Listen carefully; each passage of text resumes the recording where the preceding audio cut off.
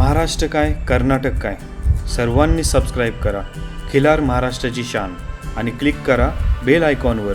Enjoy.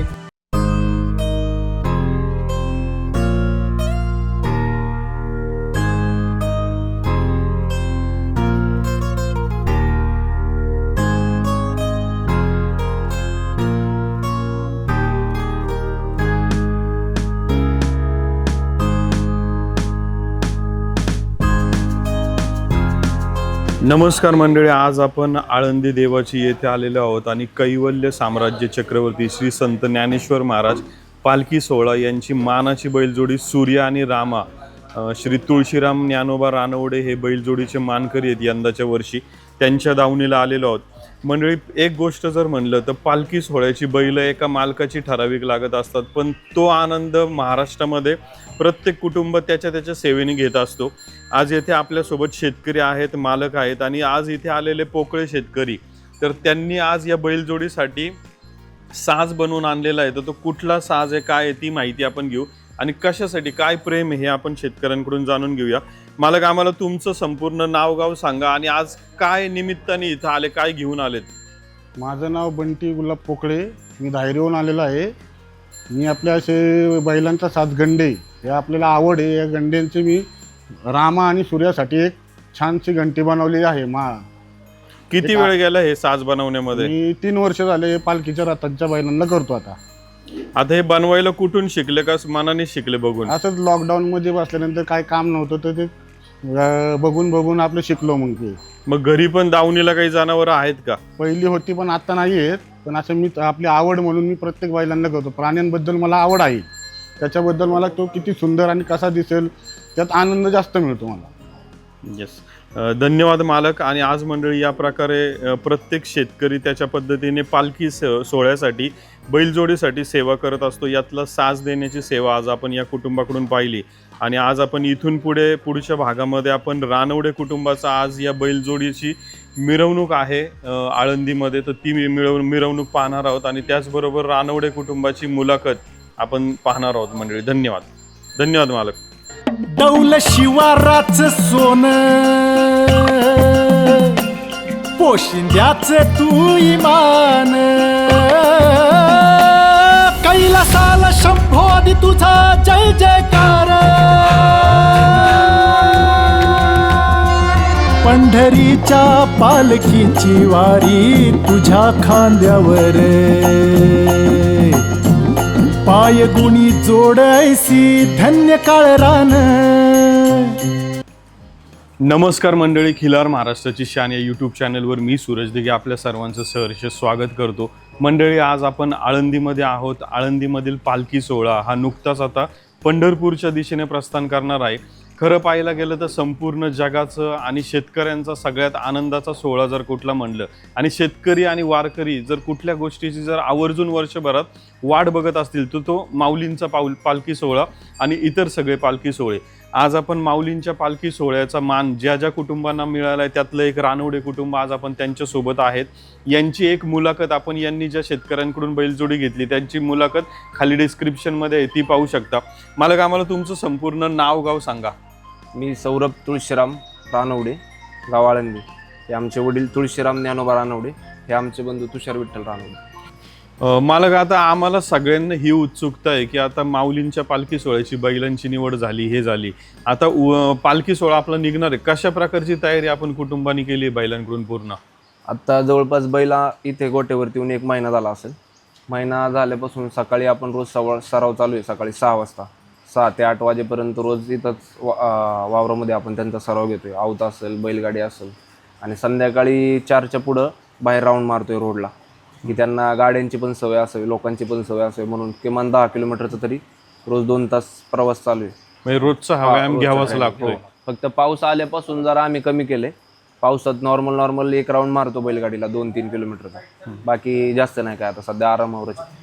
आता एक विचारायचं आहे की आता ही बैलजोडी आल्यानंतर पुढे प्रवासाला जाणार आहे. आता असं म्हटलं जातं की ह्या प्रवासामध्ये बरीचशी कामं आहेत तुमच्याकडे, की कोणाकडे बैल गाडीतनं घेऊन जाणं येणं असेल, जेवणाचा विभाग असेल किंवा त्यांचं वैरण असेल, आरोग्य. मग कसं तुमचं विभागणी घरामध्ये होते की बाबा हे काम तुम्ही बघायचं, हे काम यांनी, काय काय होतं? आता तसं बघायला गेलं तर आमची तिघं आणि जे आमचा मित्रपरिवार आहेत, जे गावातली ग्रामस्थ मंडळी आहेत, ते आमच्यासाठी दरवर्षी वारीला असतात. त्यांचं सहकार्य असतं. मग त्यांच्यानुसार आम्ही विभागणी करतो. बैल सजवणार कोण, बैल तिथं पोचवणार कोण, तिथून पुढं जुंपल्यानंतर बैलांना धरणार कोण, नंतर चेंज करायचे असेल तर तिथं पुढं गाडीत नेणार कोण, असे आम्ही 5-5, 6-6 जणांचे ग्रुप केलेले आहेत. त्यानुसार आम्ही ते काम करतो. किती मनुष्यबळ असणार आहे पूर्ण पालखी सोहळ्यामध्ये तुमचं? कंटिन्यू जर इथून जर पुणे ते सासवड म्हणलं तर ग्रामस्थ मंडळी आणि मुलं भरपूर असतात, 100-200 तरी असतात. पण पूर्ण वारीला किमान आमच्यासोबत 30-35 जण तरी आहेत. आता पालखी सोहळ्यामध्ये बैलांना आता डांबराचा रस्ता आहे, सिमेंटचा रस्ता आहे, मातीचा तर शक्यता नाहीच आहे पकडावा आपण. मग ह्या काळामध्ये बैलांना आपण नाल ठोकणं किंवा काय त्या गोष्टीची काळजी आता घेतलेली आहे? आत्ता आपण बैल आणायच्या आधीच नाल ठोकून आणली होती त्यांना. तिथं आल्यानंतर आपण त्यांना डांबरीवरती सराव घेतला, बैल घसरतोय काय होतंय सगळं चेक केलं. एका बैलाची पत्री थोडीशी लूज झाली होती, तर आत्ता मागे ते पत्रीवाले वीरचे जे येतात त्यांनी ती पत्री व्यवस्थित करून दिली. आणि नंतर आता प्रवास झाल्यानंतर अर्ध्यात गेल्यानंतर परत जर पत्र्या उघडल्या किंवा निघाल्या तर आपण चेंज करणार आहोत. आता तसं पाहायला गेलं तर मागील वर्षांचा अनुभव आहे तुमच्या इतर कुटुंबांचा, तर नाल बसवल्यानंतर ती किती वेळा बदलावी लागते जाताना येताना? जर नाल जर चांगली असेल जाड आणि व्यवस्थित बसली असेल तर साधारण ती किमान 100-150 किलोमीटर तरी जाते. पण जर गुळगुळीत रोड असेल तर त्याच्यावरती लवकर सटकतात, निघतात बालीला. व्यवस्थित बसली नसेल तर त्या लूज वगैरे होतात. आता बैलांच्या दृष्टीने सिमेंटचा का डांबरी रोड चांगला? सिमेंटचा. सिमेंटचा. डांबरी रोड गुळगुळीत असतो त्यामुळे काय होतं, ती नाल स्लिप मारते. ओके. आणि पूर्ण रस्त्यात जाताना आपल्याला लक्ष ठेवावं लागतं, कोणती निघाली आहे नाही निघाली आहे. त्याच्यानुसार ते लगेच पुढच्या स्टॉपला 20व्याला चेंज करता येतं सगळ्या गोष्टी. आता पालखी सोहळ्याच्या दरम्यान तुम्हाला आता जसं बैलांची तपासणी पण रोज करणं किंवा काय काय असते ही प्रोसेस? आता पहिला आल्यानंतर बैल इथं आल्यानंतर आमचे वैयक्तिक डॉक्टर ज्या ज्या ठिकाणी आपल्याला मुक्काम असतात त्या ठिकाणी त्या विभागाचे डॉक्टर लोक येऊन चेकअप करतात. जर समजा आपण पुण्याला थांबलो तर पुण्याचे डॉक्टर असतात, साताऱ्यात थांबलो, जेजुरीत थांबलो तर त्याप्रमाणे आपल्याला डॉक्टर सेवा पुरवतात, वैद्यकीय सेवा पुरवतात. इथं बैला आणल्यापासून म्हणजे रोज 2 दिवसाला एक विजिट चालू आहे सरकारी दवाखान्यातली. आपली जी पालखींच्या रथाची बैल आल्यानंतर त्यांची विजिट तर चालूच आहे. पर्सनल आमचे जे डॉक्टर आहे त्यांची पण एक विकली एक विजिट चालू असते. म्हणजे पूर्ण रिपोर्ट असतो बैलांना, कोणतं इंजेक्शन दिलंय किंवा काय झालंय काय नाही, अशा सर्व गोष्टी. काय गरज आहे बैलांना, आज टेम्परेचर किती आहे, व्यायाम करून आल्यानंतर टेम्परेचर वाढते का बैलाचं, काय होतं, ह्या सर्व गोष्टींची तपासणी करूनच रोज रुटीन चालू आहे. आपल्याकडे एक नोटबुक आहे, त्याच्यामध्ये संपूर्ण डिटेल्स त्यांच्या आहेत तपासणी झाल्यानंतरची. आणि आता हा जो पालखीचा रथ हा किती किलो वजनाचा असणार? आता दरवर्षी रथ 2 टनाच्या आसपास जायचा फक्त रथ, तर ह्या वर्षी त्याचं वजन कमी करून जवळपास 1 टन जवळपास कमी केलंय त्या रथाचं. आणि पालखी वगैरे सगळं मिळून साधारण 3 टनापर्यंत जातं. 3 टनापर्यंत, 2.5-3. मग दरवर्षी रथ नवीन बनवला जातो का त्याला?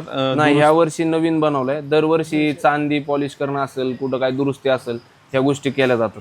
ह्या वर्षी संपूर्ण रथच नवीन बनवलेला आहे. आता आम्ही हे पण बघितलंय की रथाच्या ह्याच्यामध्ये आता जसं आपण बैलगाडीला झुपतो, बैलगाडीला झुपल्यानंतर कासऱ्यांनी आपण ब्रेक म्हणूया तो आपला, तर आम्ही बघितलं रथामध्ये पण ब्रेक सिस्टम किंवा काय असतं, तर ते काय असतं? रथामध्ये पण ब्रेक सिस्टीम असते. दरवर्षी ह्या वर्षी वेगळा ब्रेक बनवलेला आहे, जसा आपला कारला असतो तसा. नाही तर दरवेळेस थोडा तो हार्ड जायचा रथ ब्रेक. ह्या वर्षी स्मूथमध्ये बनवलेला आहे. आता त्याचं पूजन आज किंवा उद्या होईल, मग आम्हाला ट्रायल भेटेल. त्यावेळी बसल्यावरती अजून आम्हाला अनुभवता येईल की नेमका किती स्मूथ झालाय किती नाही. म्हणजे चढाला असेल उताराला असेल तर ते रथ पुढे जाऊ नये म्हणून असं ब्रेक सिस्टीम मध्ये स्लो मध्ये न्यावं लागतं. तो ब्रेकवाल्याचं खूप महत्वाचं काम असतं ज्यावेळेस रथावरती बसल्यानंतर.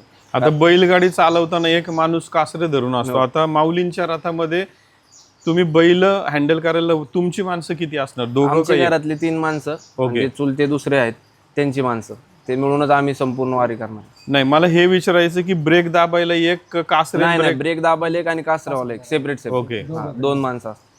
आता एक गोष्ट ही पण विचारायची की रथामधून बैल जात असताना एवढं जनसमुदाय समोर असणार आहे, मग त्यानुसार जसं तुम्ही म्हणले की गावामधनं गर्दीतनं पण बैलांना सवय असली पाहिजे, तर त्या सगळ्या जनसमुदायाची सवय असण्यासाठी किंवा तिथं पण काय काळजी घेतली जाते की बाबा बैल पण, कारण लोकांचं जसं माऊलींच्या पादुकांना दर्शन घेणं असतं तसं तसं बैलांकडे पण येऊन दर्शन घेत असतात.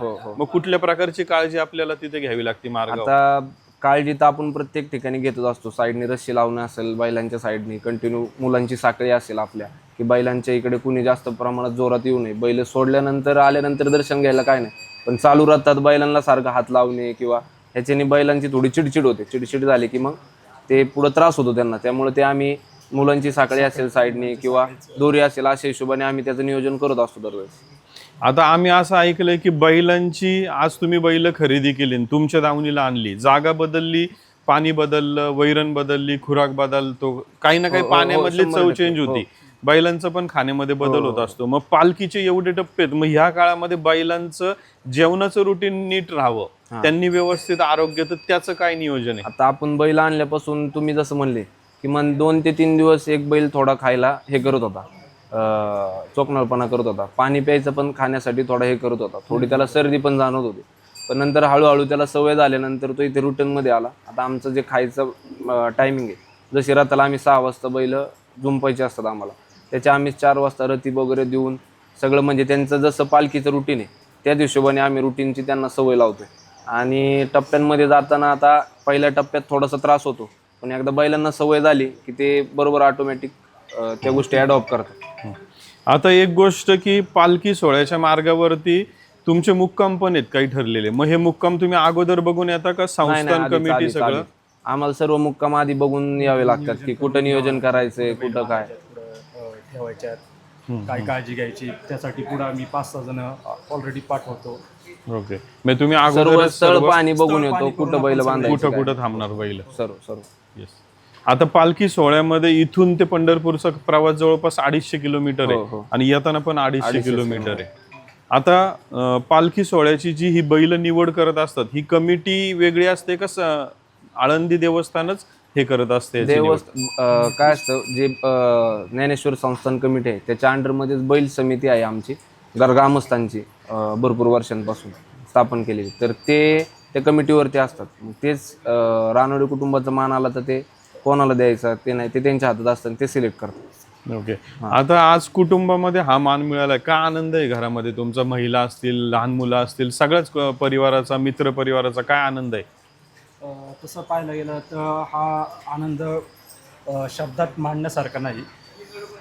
रानोडे परिवाराला खूप तर आनंद तर झालेलाच आहे. आणि तसं बघितलं तर आम्ही 2-3 वेळा प्रयत्न करून यावर्षी आम्हाला माऊलींना सेवेचा मान मिळालेला आहे, त्यामुळे आम्हाला खूप आनंद झालेला आहे. आता पालखी सोहळ्याला आळंदीतल्या किती कुटुंबांना मान असतो? 5 की 6? समजा 5 कुटुंबाला मान आहे. ओके. आता या वर्षी तुम्हाला हा मान मिळाला, तर आता हा मान परत फिरून किती वर्ष लागतात यायला 5 परत वर्षांनी पुन्हा रानोडे कुटुंबाकडे? रोटेशन नुसार 5 वर्षांनी पुन्हा मान आहे. येस. माऊली, खूप खूप अभिनंदन तुमचं आज या पालखी सोहळ्याच्या निमित्त. दादा, मला तुम्हाला एक प्रश्न विचारायचा आहे की आज तुम्ही शेती असेल, आळंदीमधलं सगळं तुमचं हे असेल, त्याचबरोबर मुलं असतील, आणि आज पालखी सोहळ्याला बैलजोडी लागली, कशा पद्धतीचं सध्या तुम्ही तयारी, किंवा आता 2 दिवसात पालखी सोहळा निघणार आहे, सध्या काय गडबड, किंवा घरात असेल, गोठ्यात असेल, काय प्रकारची काळजी घेताय तुम्ही? सगळी आपली तयारी, बैलांची, आपली स्वतःची, कपडा वगैरे काय आपल्याला लागेल ना, लागणाऱ्या वस्तू, बैलाचं खाणं. आता पालखी सोहळ्यामध्ये आपल्या, आता समजा बैल भरण्याची गाडी एक असेल, दुसरी वैरण किंवा तुमची अशा किती टेम्पो आपले असणार आहेत? 2 टेम्पो. 2 टेम्पो. एक टेम्पो मध्ये सगळं बैलांचं वैरण किंवा आपलं सगळ्यांच्या बॅगा, बिछाने सगळं, आणि एका टेम्पोमध्ये ह्याचं सेपरेट, तिथं तंबू वगैरे मारण्यासाठी सेपरेट टेम्पो असतो, त्यात साहित्य वगैरे सर्व असतं, एक वैरणीसाठी, आणि त्याच तंबूच्या ह्याच्यात आपण बैल ठेवतो. तो पण तुमचाच असतो, तुम्हीच सगळं ठरवलेलं असतं की तिथे जाऊन ते नियोजन आधी नियोजन करायला. ओके. इथूनच करावं लागतं नियोजन ते सगळं. ओके. मला खूप खूप धन्यवाद. आणि आज आपण मंडळी या मुलाखतीच्या माध्यमातून या मालकांची माहिती पाहिली, आणि आता आपण पुढे या बैलांची मिरवणूक चालू होती, ती मिरवणूक पाहायला जाऊ या मंडळी. धन्यवाद मालक. रामकृष्ण हरी. रामकृष्ण.